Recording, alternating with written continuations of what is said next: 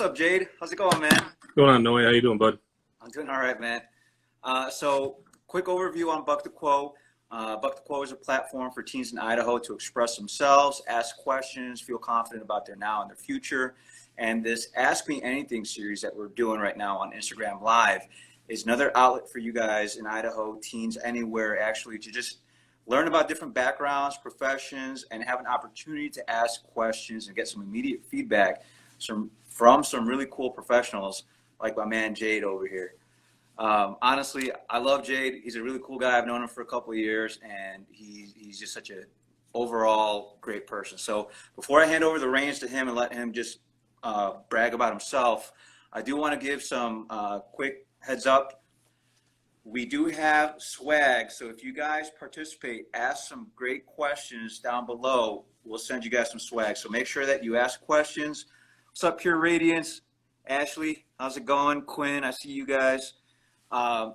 So Jade's background, he's a fifth generation Idahoan, graduated from Bora High School out here in the Boise area, has a bachelor's degree in mathematics, a master's degree in nursing and business management. Spent some time in the corporate world, joined the Air Force, returned to Boise, started 2 companies. You were in Vietnam filming a documentary. You received some awards this year for some of the work that you're doing. You're just an all-around master of all trades, I guess. So I'll hand it over to you, man. I'll let you talk about yourself a little bit. I see people already chiming in. What's up, everybody? Yeah, Billy Jake, wants a hat. Yeah, dude, I'll get you a hat for sure, man. I know you like rocking those hats too. Yeah, can you just give us a quick overview of yourself? I know I touched on a couple of different things. I don't know if you want to expound on something or just give the 50,000 foot overview of yourself. Yeah, thanks. I probably got to get that high. I think one of the biggest things about me is I was born and raised here in Idaho, so it's kind of crazy when you walk around Boise. There's these days there's not too many locals that were born and raised here, but I was born here, raised here. Love Idaho. I think it's probably one of the best states that I've ever been to. It is the best state that I've ever lived in. So, and I've been lucky enough to live in quite a few, but proud to be from Bora High School. And shortly after that, I went into a small university, a private Catholic school in Minnesota, and out to the Midwest. That's where my dad lives. Lived with him and went to college out there. I was lucky enough to play football at a university out there for University of St. Thomas. And then shortly after that, I kind of went into corporate America. I got to live in Chicago, which I know no way. It's all about the Chicago, Chi-Town.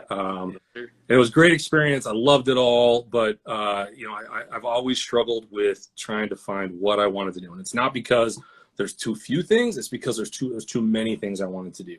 And I always find myself with a wandering eye looking for what makes me happy. And it was really easy for me to, like in a professional sense, but what makes me really easy was for me to find something I was interested in. And then after a couple of years, be like, man, this was really cool. But then I got that wandering eye. I wanted to find other things.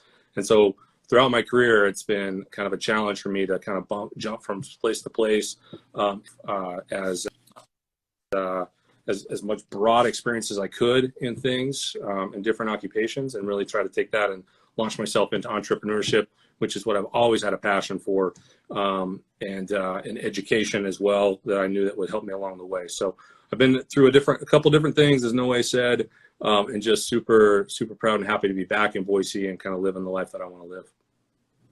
Yeah, man. And you're definitely the definition of, grinding and hustling out there. And as far as like the wandering eye, I mean, I feel like it's worked in your benefit. And this is only because I know him. So I'm probably going to have a little bit more in-depth conversation around this, but look forward to it. I mean, in terms of working corporate America, going out there, being in that realm, and nursing too, man. Nursing in itself is a career, and you spend some time in both, and then you also turn those into a business. Like you created these businesses where you were able to incorporate your past experiences and your passions. And maybe if you can talk about how you figured out what step you wanted to take, because I know you have an extensive background. Maybe if you can just walk us through, step in corporate America, and even the Air Force, if you want to talk about the Air Force Yeah. as well, and then the nursing aspect, and then just what it was that maybe you knew when it was the right decision to move on to the next phase, and then also what attracted you to go to that next phase. Yeah, for sure. I appreciate asking that question because I think there's two ways that people can look at that when you kind of jump career fields is, did you not find success and so you went to a different one? Or is it that you just kind of got bored at that and you wanted a new challenge? And I would definitely say for me, I kind of either saw the writing on the wall from a career standpoint and said, hey, it's probably best for me to jump. And I think that's kind of what explained my first opportunity. So I got a degree in actuarial science, which is math-based. It's much easier to say mathematics than actuarial science. And actuaries deal with risk. And right out of college, I worked in Chicago, down in the Loop, for an actuarial consulting company doing specifically pension consulting. And that sounds really complicated, and there's portions of it that are, but all I can tell you is there really aren't too many pensions these days. So that's like when people retire after putting in so many years at a company, they would give a promise of some form of retirement benefit, and that's what pensions generally were. And one of my first jobs, right, like I said, right out of college, was working in Chicago and working on these bankruptcies, these companies that were going out of business because they were freezing their pensions. And it didn't take me too long to kind of go, like, I don't think pensions are going to be around that much longer. And so I was like, this probably isn't the right career for me because I just don't see the opportunity to advance super high because these pensions are going away. And to be honest with you, that's kind of what I've seen with a lot of the coworkers that I worked with back in those days. They've all moved on to hedge funds and different financial positions instead of staying in pension consulting because pensions were just leaving. So I've always tried to treat it as my career path as a way of trying to look 5 to 10 years down the road to see, is this the opportunity that's really going to allow me to be successful and do what I want to do in my professional career as well as in my life. And pension consulting just wasn't going to be it. And so I really had to take a step back and say, well, what do I think? What am I passionate about? You know, I had an aptitude for mathematics. That's what took me down that path to begin with and during my undergraduate. And so, you know, this was probably right around 26 years old. And so it's kind of a really good time for me to say, hey, if I'm going to jump ship and do something else, like now's a good time to do it. And I found out after working in a cubicle for so long that I really enjoyed people and I loved being involved in talking with individuals and working rather than just crunching numbers on my computer all day long. Even though there's nothing wrong with that. So I looked around and I said, hey, you know, healthcare is growing. This entire country has probably the most complex problem is healthcare. And so I thought, boy, if I was going to go to a new profession, I thought there would be opportunity throughout the rest of my life and my business career, it would be with healthcare. And so I started shadowing people, and I went and I shadowed physical therapists and doctors, and I thought, boy, I'm going to be pre-med. I'm going to go to the University of Minnesota, and I'm going to do all my pre-med classes. I'm going to take the MCAT, and I'm going to go be a doctor. And after spending all that time with these different medical professionals, I really found that I thought nursing would be the best bet for me. So went into nursing, and that was a wonderful career. I spent 13 years working in nursing. That took me into the Air Force and worked in the Air Force Nurse Corps. I got a deployment out of that, and I got to do some really amazing things in my nursing career. But then, like I said, I kind of got that wandering eye, and I said, hey, I really felt like I kind of got to the point where it was, hey, I'm kind of ready for a change. And healthcare is an amazing place. It's also a trying place when you're working shift work and nights and days and all this kind of stuff. So it was really difficult. So I was able to combine kind of everything I've learned in the past in nursing and through my corporate America job and everything, and decided that, hey, there was going to be a different path I wanted to take. And I really wanted to try some entrepreneurship where I felt that I'd really gained some knowledge over the years to do sales, to run a company, to do a lot of leadership experience, because running your own company takes a lot of drive and you got to grind. And I learned a lot of that in the Air Force, what it takes to find a mission, to set a goal, and then to go out there and accomplish that, and what it takes. And it takes hard work every day, all weekends. I'm generally here in my office on the weekends too, working. But I've never been more happy in a job than I am now because I'm passionate about it. I've got a ton of skin in the game, which means that it's really easy for me to come into work every day because I know that I will be as successful as I want to be based on how hard I work. And there's nothing better than that. So I love it. That's awesome, man. And I'm going to Yeah. revisit some of the stuff that you mentioned right now, because I think in terms of when we talk to teens, actually, no, we can talk about it right now, because I think the idea of passion and the concept of passion comes up a lot. And I think there's, like, you talk about the risk, right? In terms of identifying a mission and going after it, there's definitely some risk associated with that. Let's say when you were in high school and you wanted to go into actuary science, or when you were in actuary science, or you were, working with pensions and you wanted to go and go into nursing, there's some risk involved, but like, how do you know that is, what advice would you say in terms of somebody who's maybe trying to figure out if it is their passion, maybe it's a curiosity, and is it synonymous, or is it, I don't know, I guess it's an open-ended question. Yeah. So being an actuary, like, what we deal with is risk assessment. So I've always tried to take pride in that, right? So probability and statistics kind of guy. And so I guess every leap that I've taken into different careers, I've always tried to weigh what I see as trends going forward in those different businesses, and do I think that there's going to be opportunity for me to grow? Because the one thing I've never wanted to be is the kind of guy that just kind of punches a clock and leaves for the end of the day. And I think that's what really drove me into the military, as well as not only that I wanted to serve, but in addition to working at the hospital, I was an officer, and I got to carry on the mission of our commander-in-chief. And, there's a stateside mission in trying to, care for people here, but then there's a deployment mission that we're always getting ready for. So I knew going into the military, I wasn't going to be bored, because when I was done punching the clock at the hospital, I knew that there was a whole different set of requirements for myself being an officer in the Air Force. There was potential to lead people and mentor people and do more things. So whenever I've looked at the risks, I said, is the juice worth the squeeze? Like, is it just a clock that I'm going to punch and, I'm going to learn a few things here and there and get to do things? Or is it going to be like something that's going to continue to grow my skills as a leader, as somebody who I think can have a positive influence on other people's lives? Is there a growth opportunity there? Because I never want to be stagnant. I want to be able to continue to grow myself, and then find a way to help grow people around me and bring people with me. So, I don't think there's ever been more of a risk than probably entrepreneurship, where I had to take my own money. So I came out of the Air Force, I'd saved up like all my money. Like, I lived in this tiny little apartment in Las Vegas when I was at Nellis Air Force Base. Like, I didn't really live too much when I was there. People would say, hey, that's got to be a fun place to live. And I said, yeah, but I had a mission, and my mission was to serve my country and to save enough money to pay off my student loans, and then give myself enough of a nest egg to try to start my own dreams. And so I worked hard and started laying out my plan of what I wanted to do when I came back to Boise.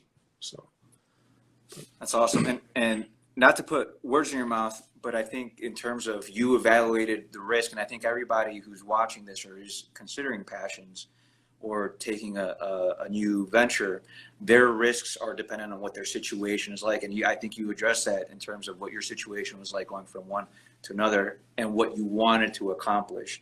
And I think sometimes people, in terms of whatever outcome they want, they're gauging it based off what's the reward, what's the risk, and what is my current interest. And so there's a lot of different factors that go into it, but it's interesting to see how analytical you've been from high school, right? Going out there and going to college, like factoring everything in and almost being a calculated process. And I think everybody's going to calculate it differently, but it's really interesting to see how your process has gotten you to where you are. There was a question that came in earlier. Oh, Torrin's in here. What's up, Torrin? Money's in here. Thumbs up. Yeah. There's a question that came in earlier, and Quinstagram is always on the money with these questions. Were there other careers that interested you, but you didn't pursue for financial reasons? And maybe I think that was where I was going, was because that was a factor in terms of you analyzing your risk. Was there another career that you wanted to do, but maybe the financial aspect wasn't factored in? Or let's say if you didn't have to factor it in, would you have pursued that? Yeah, that's a great question because kind of what I said earlier, there's never been a lack of things that I wanted to do. I think in a perfect world, if like money was taken away and I didn't have to worry about anything like providing for family or providing for myself or something like that, like I would totally be like a fishing guide or a hunting guide. Like I think that would just be amazing to go out and do it. Unfortunately, those guys don't make a lot of money.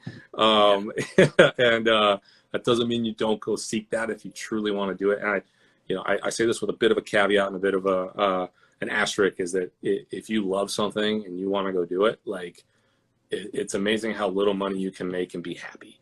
Obviously, we all need to provide for ourselves, provide for our families, keep a roof over our head and food on the table. But I think, the love of money never fueled me to do what I wanted to do. But there's always that security that's nice. So, and they're vacuuming here, so it's probably going to be a little bit loud maybe in a second. But that's what Instagram Live is for. So if I look back, one thing I wish I maybe would have done is, like I said, there was a lot of people that I worked with that transitioned out of actuarial science into like hedge funds, financial management, financial planning, banking. I think when it comes to, hey, I want to make some money, like those are good places to go. If you're working with money every day and helping people manage their money, there's a lot of opportunity to make it. And so there would be something to said that there's this little thing in my back of my head saying, hey, you could have been pretty successful at that if you wanted to, but I wouldn't change the way things have gone. And the one thing I would say is, as calculated as it seems my career is, that's easy looking back. Hindsight's 2020. I definitely had some great mentorship. I reached out to people that I trusted, and that's one thing I would say to a lot of young people that I talk to is, you shouldn't make this decision all by yourself. You should talk to your parents. You should talk to, grandparents or friends or family that have been through these experiences, and ask them for, what they wish they would have done differently, and listen to that stuff and heed that mentorship, because it'll serve you well in your life. So, but yeah. So some other things I wish I could do, but I don't have enough time these days, spread across everything. But yeah, so I think you should just try to do your best to look at multiple different careers and talk to people that have been in those careers and see what fits you.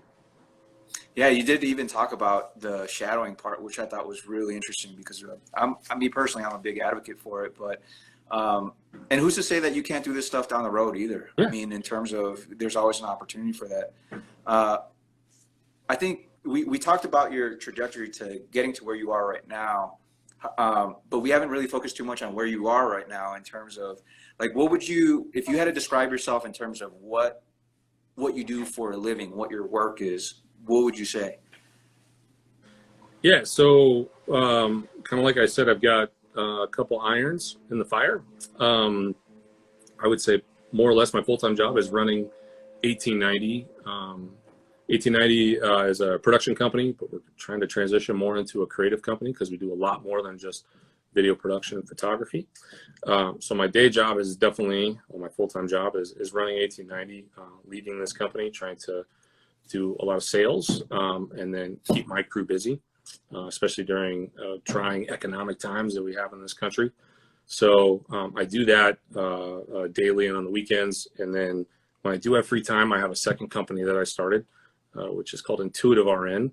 Intuitive RN is an app development company that designs specifically applications, mobile applications for RNs, for bedside nurses. And that kind of came about a couple years ago when a coworker of mine saw a lot of nurses struggling with transitioning out of college and learning the bedside skills that you need in order to be successful in the hospital. Yeah. And so I spent a lot of time working on that. We've got a couple different apps that are out on the App Store and Google Play right now, Intuitive RN and Clockwise RN. And a lot of my time right now for that company is spent pitching to venture capitalists to try to get some investment money so that we can continue to develop it and make it a success. So yeah, so that's a whole different thing we talk about, is pitching to venture capitalists and seeing if we can raise capital. But I kind of, that keeps me very busy doing both of those and trying to be successful at both of them. So. Yeah, I'm sure your caffeine consumption is through the roof right now in terms of. Yeah, it's you can find a coffee next to me, and then hopefully enough water rinse out the body after all that coffee. So we did have a question come in earlier, and I think the question was about, because you had talked about your clients, working with clients, and then you're also talking about venture capitalists. But I think in terms of the work that you do, and I alluded to this a little bit earlier with your trip to Vietnam, but I think like what kind of work do you do? What you have a super diverse background, and I think the opportunity right now with some of the stuff that you do, it allows you to continue to be very diverse in the scope of your work. Can you talk about some of the clients and some of the projects that you've done? Yeah. So sorry, I kind of went quickly through that. So I kind of talked about, it looks like Jordan was wondering about Clockwise. So if you type into the store Clockwise, and I think you got it right, Jordan, RN, space RN, Clockwise RN, you should be able to find it. So it's a time management app to help nurses at the bedside manage their time better. But so I got the nursing app stuff, and then 1890 is a creative company. So we work with a lot of local companies, developing like creative marketing for them. So whether it be videos for their website or creative posts for their Instagram to help them engage their audience. And as part of that, we also do some longer form things. Most notably, we're working, Noe's talked about a documentary called We to Me. And We to Me is about a cultural shift that's going on in Vietnam. And so we traveled over there in October. So this was like pre the whole COVID stuff that happened. And we filmed a story over there about a group of individuals that were raised after the Vietnam War. So very little is known after the United States left Vietnam War. So the Vietnam War, for those who don't know, started in the mid-60s, early to mid-60s, and went all the way into the mid-70s. So that was like my dad's era. And after we left Vietnam in 1975, people don't really know what happened there. Well, there was a whole situation that occurred where the communist government took over the entire country, and they installed this or invoked this policy called BAOCAP, is how they pronounce it. And BAOCAP means subsidy period. And what they were subsidizing was food. So they were limiting the amount of food that people can get. They were subsidizing clothing, education, healthcare. So a lot of things that here in the United States that we just get freely, go down and buy it, or partake in education for free.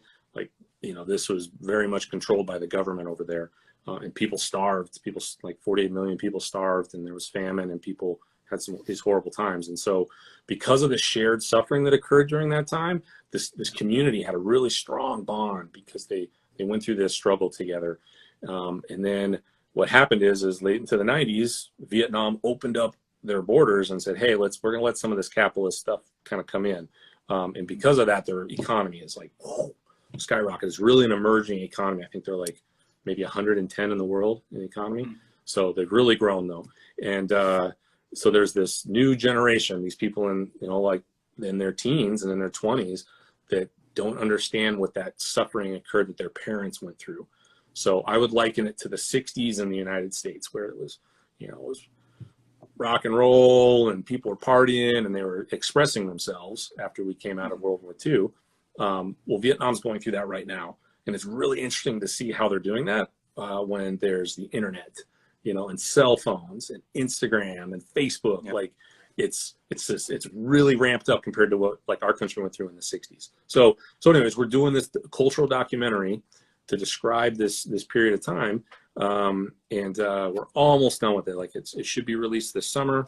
We're working with people to distribute it potentially on like an Amazon or potentially like a Netflix in Vietnam, and try to get this documentary out there. So we're hoping that COVID will kind of calm down and we can do a release party at the Egyptian here in town. So we'll see what happens. Man. But, yeah, I know. Yeah, right. Like you got to find some, but we're going to get there. If everyone stays safe, we're going to get there. That's great. And it's called We to Me, right? Yeah. So if you go, We to Me Project is the actual website. So WETOME project.com. Okay. Check it out. Awesome, man. I'll make sure to link that in the bio in terms of when we put this on the the YouTube site. Yeah. It's cool. So it's amazing how fast as time goes. Like we're already nearing the time allotment, but I think there's one question that I had, just me personally, and then I think it really came up just based on this conversation is, I think passion might be the theme in terms of passion, and then curiosity, and just actually taking the risk, taking the move, taking the step, not being stagnant. If you were able, and I think We To Me might actually fall into this, but if you were able to take a passion project or pursue a passion project, or maybe if you have a passion project right now, what would it be? What would you consider your passion project, or what would you want to have be a passion project? Man, I think I'm doing them right now. Like, to be honest, like, not to take the easy way out, but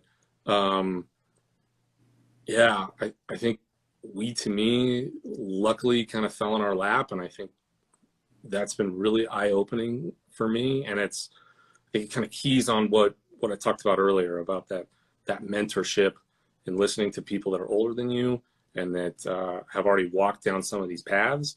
It can be really hard, and I was guilty of some of that in my life too, where I didn't listen to them. I was like, whatever, they don't know what the hell they're talking about. Like, I can figure some of this stuff out on my own.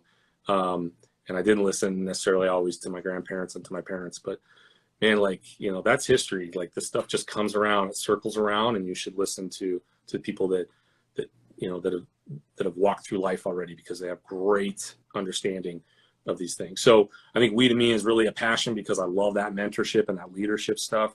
And then I've always been really passionate about healthcare. And so I think Intuitive RN is interesting because, as we've seen in today's world with the whole COVID crisis, is that, our healthcare workers are on the front line. They are absolutely the foundation of our healthcare system, nurses particularly. But if we don't have a healthy healthcare system, like, it's hard for our citizens to stay healthy. So we have to empower nurses and doctors to stay in those professions, as well as physical therapists, respiratory therapists, basically all healthcare professions. We need to empower these people to be able to work smarter and not harder, and to do more with less, because that's just the reality of our economy, is that people, everyone's stressed with resources. So I'm really, really excited to be doing that. But yeah, so I think those are the things I'm passionate about. For sure, man. And it made me think of the Thomas Jefferson quote, where you said that the We To Me project fell on your lap. The Jefferson quote is, he's a big believer in luck, and he finds that the harder he works, the more of it he has. So I feel like that's kind of where I feel like because you're a hard worker, and Thanks, I think that's where more opportunities kind of come to you. Before we sign off for today, because I know you have to go refill your coffee cup. More work. If anybody has one more question, feel free to ask a question if there's anything that's really pressing on your mind for Jade. This guy's a wealth of knowledge, and he has a lot of background and experience and just interest. The guy is extremely intelligent. So one, I guess if pending another question coming in, I would say if there was something that you could just sign off on in terms of just closing this conversation, if you could impart any piece of knowledge, information, wisdom, experience, maybe observation to the people who are watching this right now, or who will watch this further down, whether it's like on YouTube, on Instagram, TV, what would you want to say to somebody who is watching this and maybe has an interest in something that you're doing, is curious, whatever it is?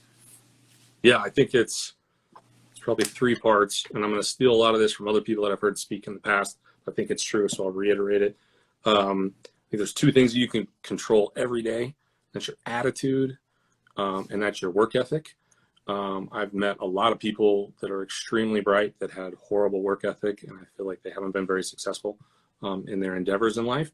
And so if you can come with a positive attitude, and you can put a lot of work into it, you're going to make up a lot of ground in your careers, in your life, or whatever. So I just think you just have to stay positive, and you got to work hard.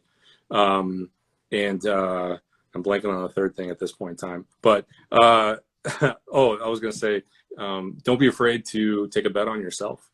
I think coming out of my MBA experience, and going into entrepreneurship, that was something that I really took to heart, was that I wasn't sure if I should bet on myself, but I think that everybody should take money and lay it on themselves, because there's nothing like sitting there and saying, hey, it's all on my shoulders, and it's just my attitude and my work ethic that's going to get me ahead.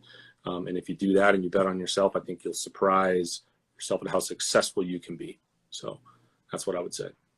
Man, that's awesome. I love that. Bet on yourself. Don't be afraid to bet on yourself. I think that's such a good, that's another just good Jade Chaseism, I guess. We can I stole all of it. I'll say I thought of it first.